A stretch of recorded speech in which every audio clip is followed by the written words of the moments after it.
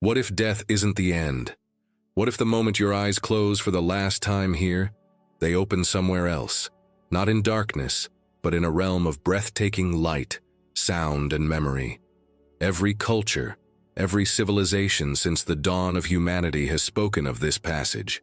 The crossing. Ancient Egyptians called it the weighing of the heart. Tibetan mystics named it the bardo.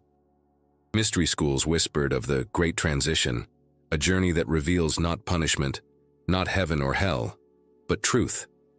But what if the afterlife isn't what we've been told?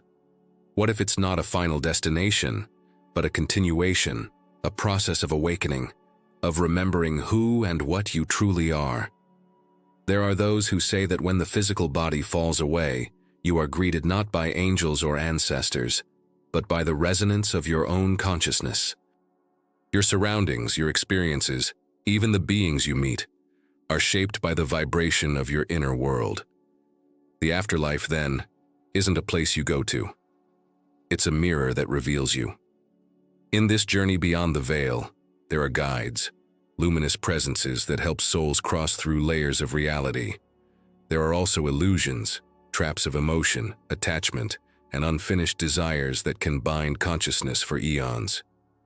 This is why, in ancient traditions, spiritual initiation was often called a rehearsal for death, a preparation for that ultimate transition. Because to die consciously is to be reborn into truth. In this video, we'll explore the hidden wisdom behind the afterlife journey, drawing from ancient Egyptian papyri, the Tibetan Book of the Dead, the Hermetic texts, and near-death accounts that echo the same cosmic design. You'll discover what happens when the soul leaves the body, how it navigates through realms of light and shadow, and why remembering this journey now, while you are alive, may be the key to mastering your destiny. This is not a story about death. It's a revelation about what comes next. Across civilizations, the mystery of what lies beyond death has always been guarded, not as superstition, but as sacred knowledge. What we call the afterlife was once understood as the soul's greatest initiation, the moment when illusion dissolves and truth stands unveiled. Let's begin where this wisdom was first written in stone: ancient Egypt. The Egyptians did not fear death. They studied it. They called it the westing, the soul's journey into the field of reeds, a mirror world reflecting one's own spiritual essence. The Book of Coming Forth by Day, known to us as the Egyptian Book of the Dead, was not a funerary text, but a manual for consciousness, a guide for navigating the dimensions beyond the physical world. It described the heart being weighed against the feather of Ma'at, not as judgment, but as a vibrational test. A heart heavy with falsehood could not rise into the light. Only those who had harmonized their soul with truth could pass freely into higher realms. Meanwhile, far away in the Himalayas, Tibetan mystics spoke of the Bardo Thodol, the book of liberation through hearing in the intermediate state. It teaches that after death, the soul passes through various bardos, or states of consciousness, encountering visions of deities, lights, and sounds. But these are not external gods. They are manifestations of the mind itself. The compassionate Buddha, the wrathful guardian, the radiant light, all arise from within. In ancient Greece, philosophers like Plato and Pythagoras described death as the great purification, where the soul sheds its illusions and recalls its divine origin. Plato, in the Phaedo, declared that philosophy is the practice of dying, not in the literal sense, but in the art of detaching from illusion while still alive, so that when death comes, the soul recognizes the path. Mystery schools from Egypt to Eleusis, from the Essenes to the Gnostics, all taught a single truth hidden beneath their symbols. To conquer death, one must die before dying. This was the secret of initiation, a process of awakening consciousness to its eternal nature.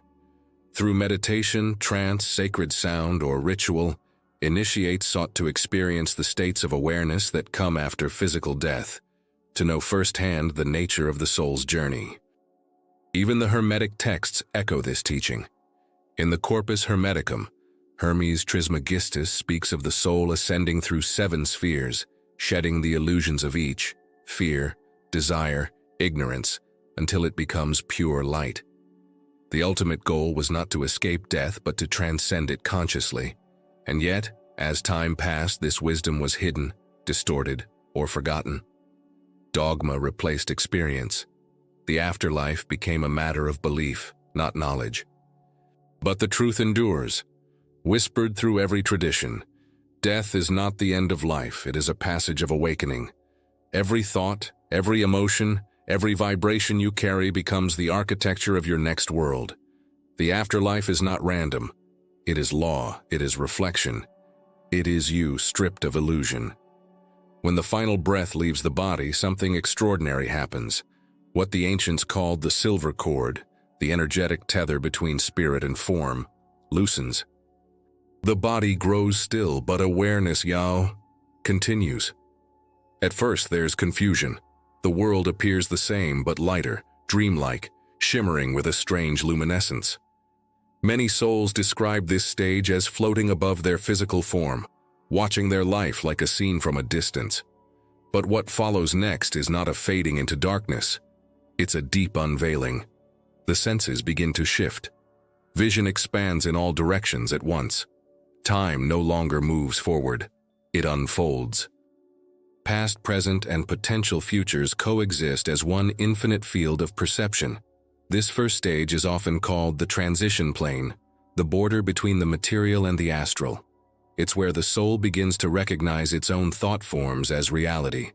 Every feeling, every memory, every belief starts to manifest around it like light and sound. This is why the afterlife is never the same for any two beings. The peaceful see light, the fearful see shadow. The liberated perceive freedom, the bound their own creations. According to esoteric teachings, the journey continues through 7 vibrational planes, each finer, more luminous than the last. The lower planes are dense, formed from emotional residue, attachments, guilt, unfinished desires. They are not hells in the moral sense, but realms of reflection. Here, souls relive patterns until understanding dissolves them.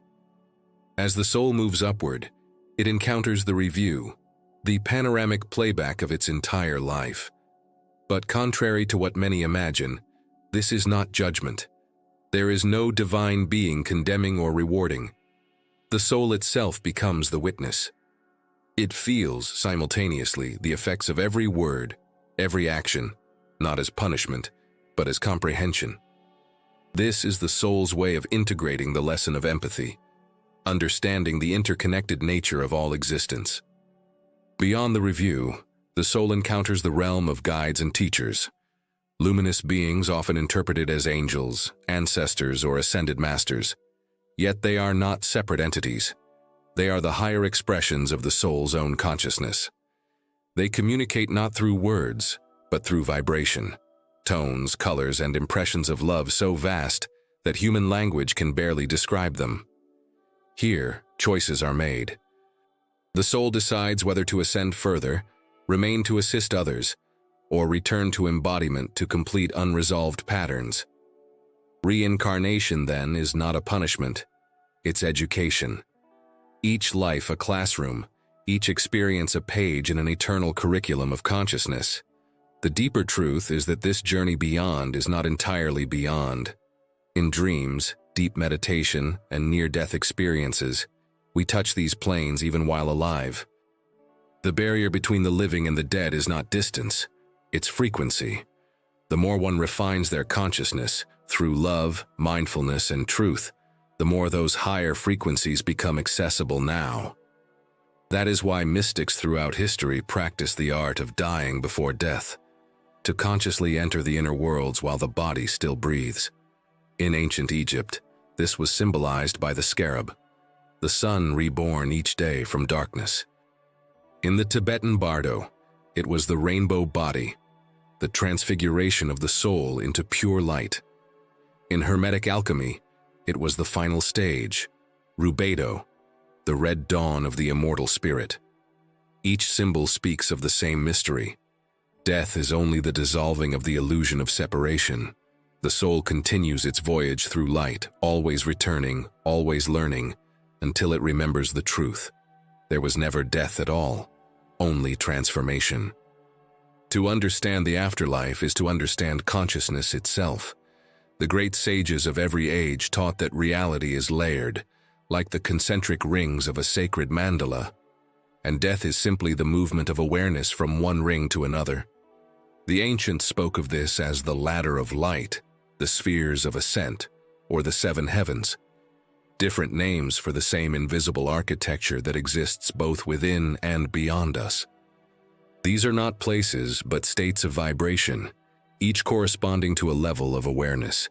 The first realm, closest to the material world, is the plane of echoes. Here, the recently departed often linger, perceiving familiar forms and settings. It's a world woven from memory, so real yet so fragile that it fades as the soul learns to release its attachments. Those unable to let go may remain here for centuries, wandering among the thought patterns of their own making, until light gently dissolves the illusion. The second realm is one of cleansing, the plane of reflection. It's where unresolved emotions surface like ripples on still water. Souls encounter their fears, regrets, and attachments not to suffer, but to transmute them. Each wave of realization frees energy that has long been trapped, transforming it into luminous understanding. The third realm is the plane of creation, where thought instantly takes form. It's a breathtaking realm of colors and light, the birthplace of dreamscapes, visions, and inspiration that artists and mystics sometimes glimpse in altered states. Souls here begin to experiment with their creative power, realizing that reality responds directly to consciousness. The fourth and fifth realms are where individuality begins to dissolve. The soul becomes aware that it is part of a collective field, the ocean of souls. This is the realm that near-death experiencers describe as the light. There one feels infinite love, but also infinite knowledge, as though every truth in existence is simultaneously understood. There are no words, only vibration. The sound of Aum, the eternal resonance that underlies creation, is said to vibrate here, weaving everything together in divine harmony. Beyond these luminous planes lies what mystics called the realm of essence, or source. Here the soul merges completely with the divine, shedding the last veil of separateness. It remembers itself not as a being within creation, but as the very consciousness that creates. And yet, even at this ultimate state, some souls choose to return. Out of compassion, they descend once more into form, becoming what traditions call bodhisattvas, angels, or guides. They carry fragments of the higher light into the lower worlds, assisting others in their awakening. This cyclical movement, ascent and descent, awakening and return, is the eternal rhythm of existence. It is the breath of the cosmos. But here lies the greatest secret. These realms are not distant heavens. They coexist within you. The same planes that unfold after death can be reached now, through meditation, lucid dreaming, prayer, and deep spiritual practice. Each time you quiet the mind, forgive a grievance, or act in truth, your consciousness shifts to a finer frequency. You rise, not in space, but in vibration. Death, then, is not a departure. It's a revelation. It shows you where your vibration already dwells. To live consciously, therefore, is to prepare for eternity. The ancient mystery schools understood this deeply. Every initiation, whether Egyptian, Pythagorean, or Hermetic, symbolized the soul's journey through these very planes. To awaken, one had to die symbolically, passing through darkness to rediscover the hidden light within. The afterlife is not punishment, nor paradise. It is the mirror of your own awareness, vast, creative, eternal. And when the illusion of form finally fades, what remains is only this: infinite light reflecting itself through infinite lives. The greatest mystery of death is not discovered when the body fades. It is revealed in life itself. The masters of the ancient world never waited for the final breath to understand the beyond. They trained their consciousness to cross the veil at will. They called this the art of conscious dying. Not in the physical sense, but in the dissolution of illusion. To walk the path of the soul is to learn how to die before you die, so that when death comes, nothing unfamiliar remains. Here are the steps they practiced, timeless techniques to prepare the spirit for the great passage. 1. The practice of awareness, remembering the observer. Each day, pause and observe your thoughts as if watching clouds drift through the sky. You are not the thoughts. You are the one who witnesses them. This awareness is the same consciousness that survives death. The more you identify with it now, the easier the transition becomes later. In death, the untrained mind clings to its illusions. The awakened one recognizes the dream and moves through it with calm clarity. 2. The purification of emotion, the lightening of the heart. Ancient Egyptians weighed the heart against a feather. This was never literal. It was energetic truth. Every resentment, guilt, or fear makes the soul heavy. To ascend, you must lighten the heart. Practice forgiveness not as a moral act, but as spiritual alchemy. Each time you forgive, you transmute darkness into light. Try this each night. Recall your day, see where emotion binds you, and release it with the phrase, "I set you free, and I am free." This simple act clears your vibrational field and prepares you for the clarity of higher realms. 3. The mastery of breath and sound. Breath is the bridge between worlds. In many traditions, the final exhale was sacred, a conscious offering of spirit back to source. Begin each day with pranic breathing. Inhale deeply through the nose, hold for a moment, and exhale slowly while visualizing golden light radiating from your heart. When done consistently, this balances your inner vibration with the rhythm of the cosmos. Adding sacred sound, like the intonation of AUM or another divine syllable, enhances this resonance. Sound, after all, is the first vibration, the echo of creation itself. When you breathe and tone consciously, you attune your soul to that primordial harmony. 4. The practice of dream work and lucid awareness. Sleep is rehearsal for death. Each night you slip into the inner worlds.